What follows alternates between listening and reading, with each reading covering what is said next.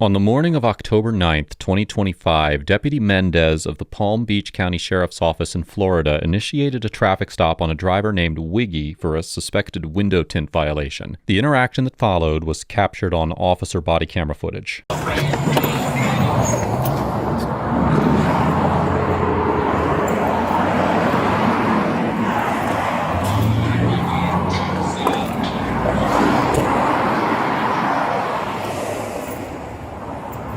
Bro, can you roll down your back window, please?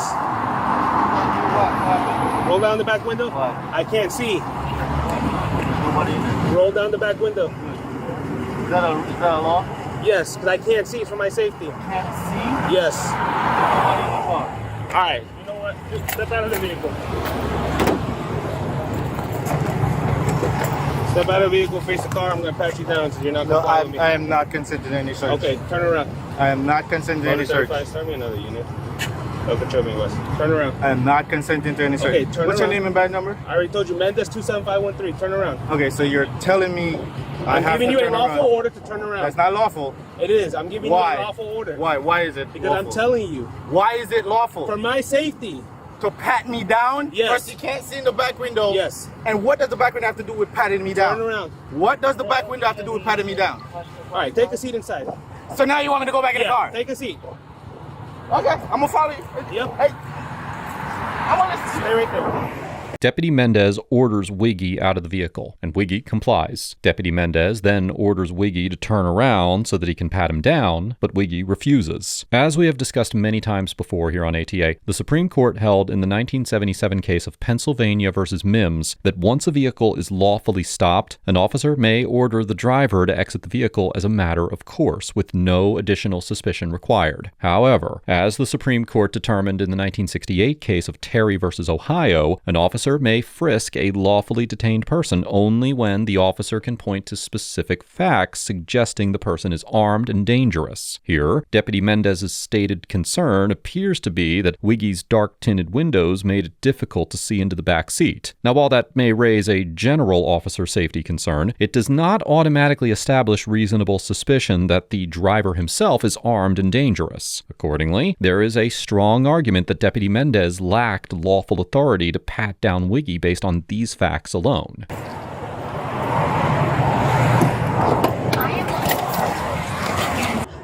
Hey, how far are you? Right there at the intersection, just west of. You're gonna just keep. No. It's going west. I'm going eastbound. There's gonna be a turn lane when you're going westbound. Just stop right there. Cause this guy's not complying at all. I'm waiting for you to take him out of the car. All right, so take this turn lane that's right next to me, in case. To still face westbound, right where this red car is passing me. All right.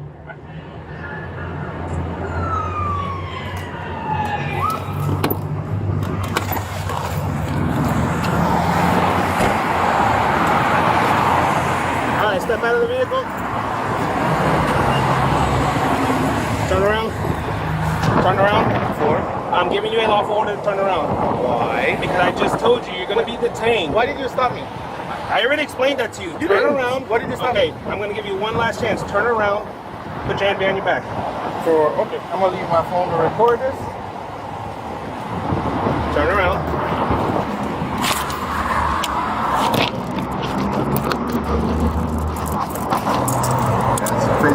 Face him like this.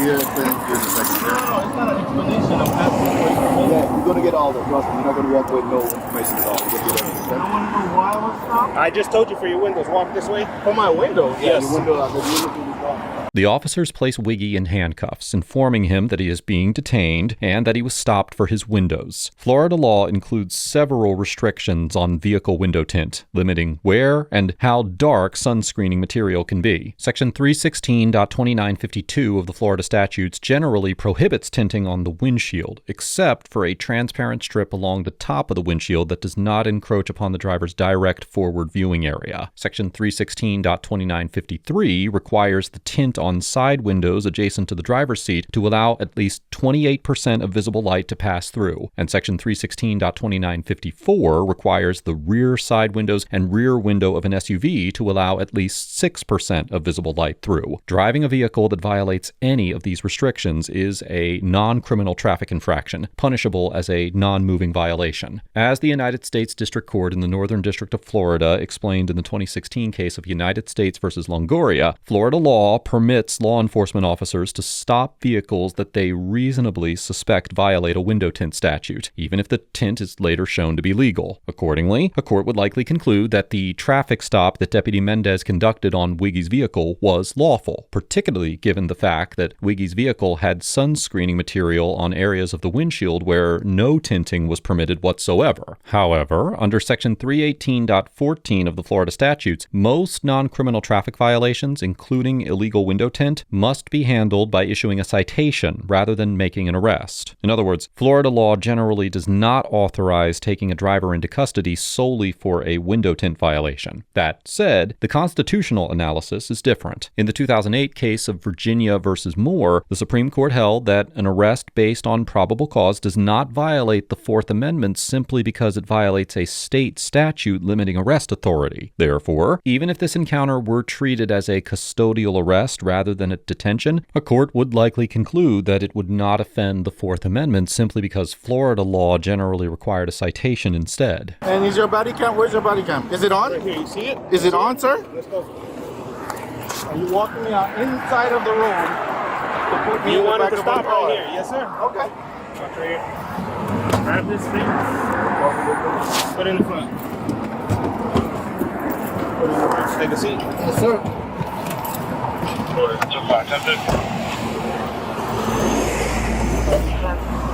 India, Alpha 64, Golf Bravo, Silver Vision Loading, Super on.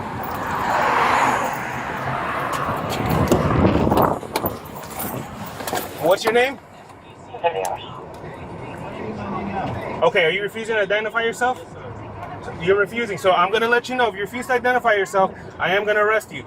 Are you going to refuse to identify yourself? Okay, I'm going to ask you one last time. All right, you refuse? Date of birth.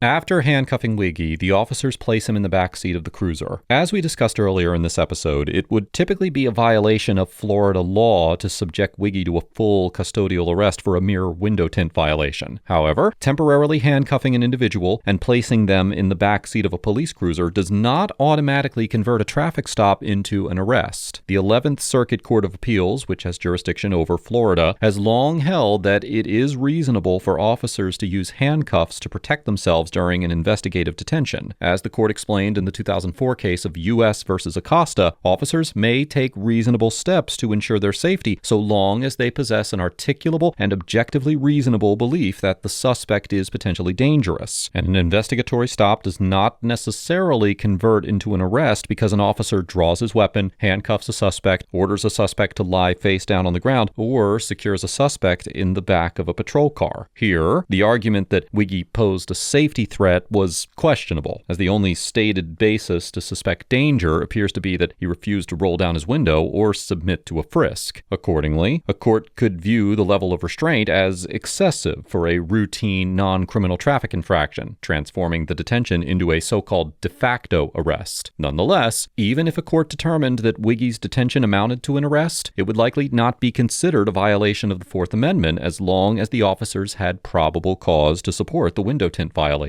So you got to arrest me, right? Yes, sir. You're absolutely right. All right.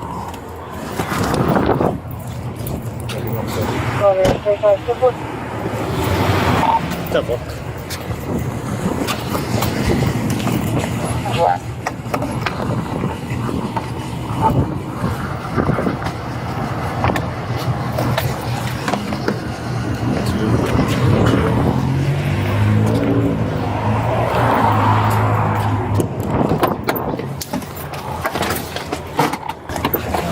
Good. I'm gonna. That's it.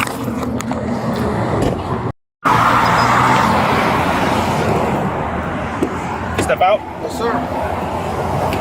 Walk this way. Yes, sir.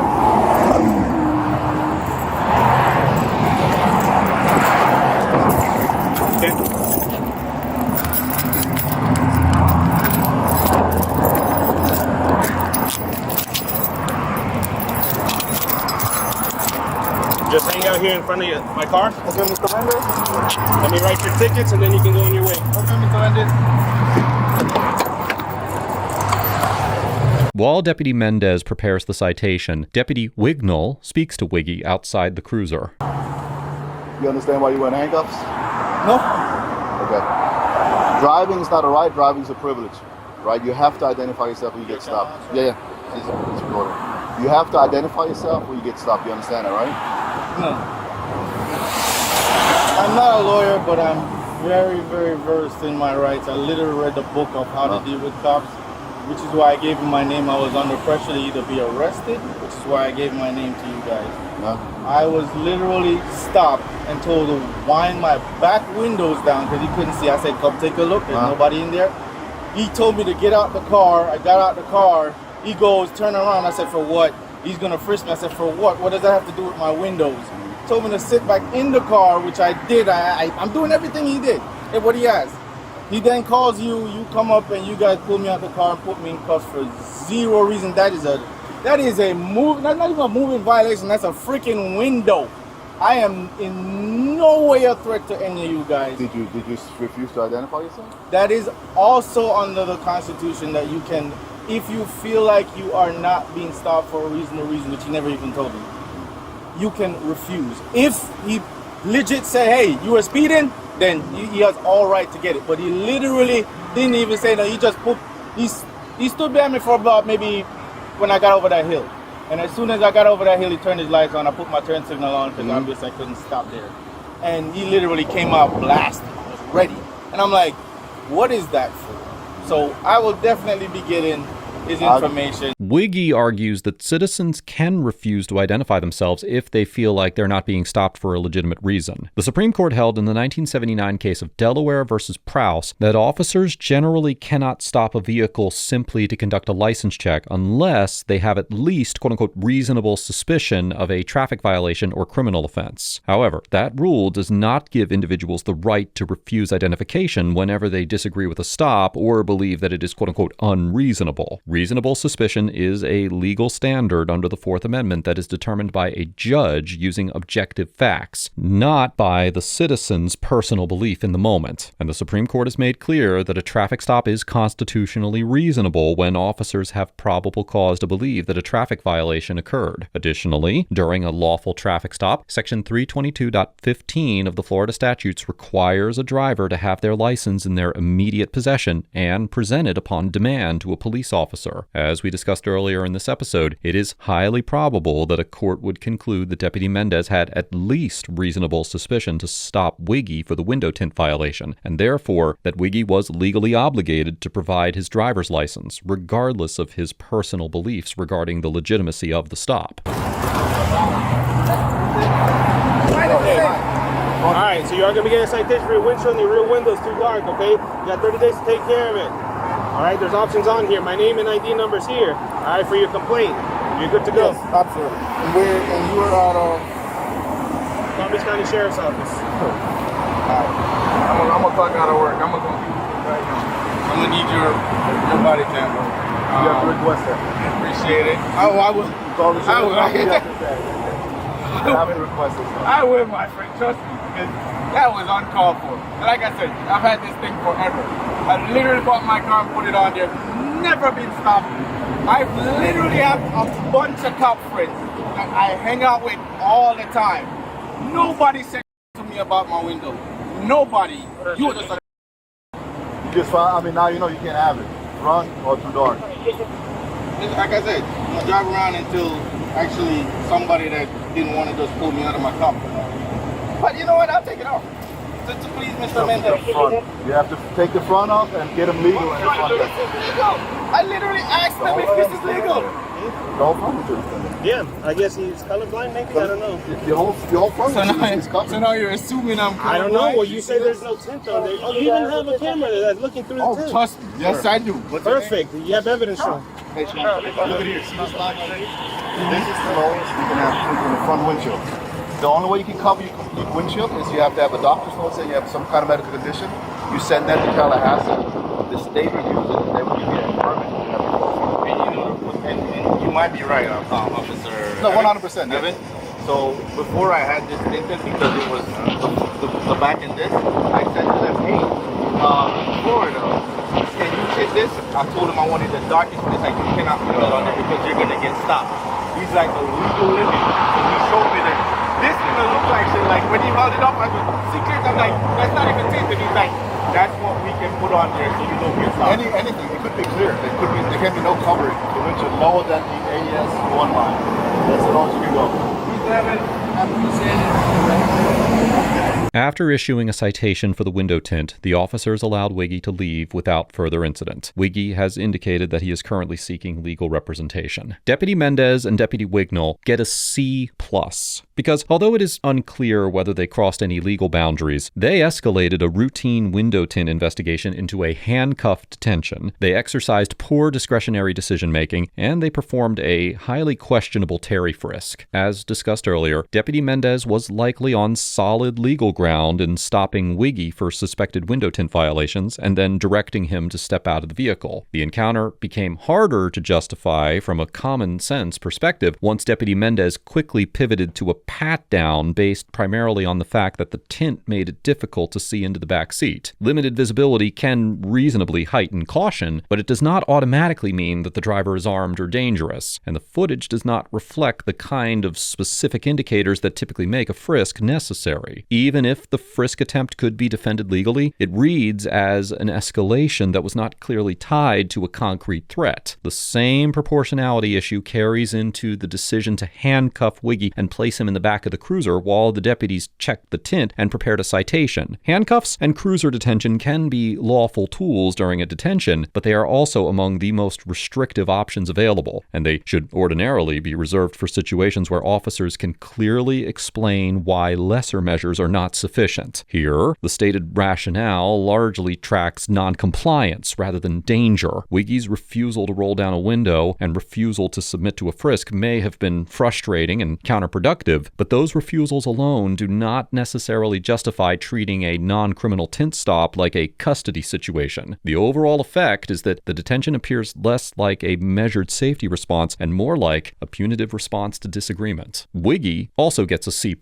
because although he attempted to assert his rights in good faith, he demonstrated an incomplete understanding of the applicable law and acted in a manner that unnecessarily increased the likelihood of escalation during the traffic stop. As discussed earlier, Wiggy's main misstep was treating his personal belief that the stop was quote-unquote unreasonable as a reason to withhold routine cooperation during a traffic stop. In addition to refusing to roll down his window, Wiggy argued that his window tint was legal when the state law said otherwise. He also seemed to believe that if he thought the stop lacked a reasonable basis, he could decline to identify himself. That belief was not only incorrect, but it contributed to the escalation of the traffic stop, as officers are generally entitled to request identification, and disputes about the stop's legality are meant to be resolved later by a judge. In practical terms, asserting that position at the roadside creates unnecessary exposure because it turns a minor infraction stop into a standoff over compliance. For an everyday driver, the most effective approach is usually to comply with the basic low-risk steps needed to complete the stop, preserve the disagreement, and address it afterward through the courts or the complaint process. Wiggy's overall instincts about preserving his rights were commendable, but the strategy would have been stronger if he kept the encounter focused on ending the stop safely and then challenged the legality afterward in the proper forum. This interaction highlights how a stop can be technically lawful and still feel unnecessarily punitive when officers escalate quickly, articulate their safety rationale in conclusory terms, and choose highly restrictive control measures for a low-level infraction, and how citizens can contribute to this escalation when misunderstandings about their rights lead them to refuse compliance in situations where it is legally required. Let us know if there is an interaction or legal topic that you would like us to discuss in the comments below. Thank you for watching, and don't forget to check out Audit the Court if you're interested in exploring the legal nuance beyond the body cam.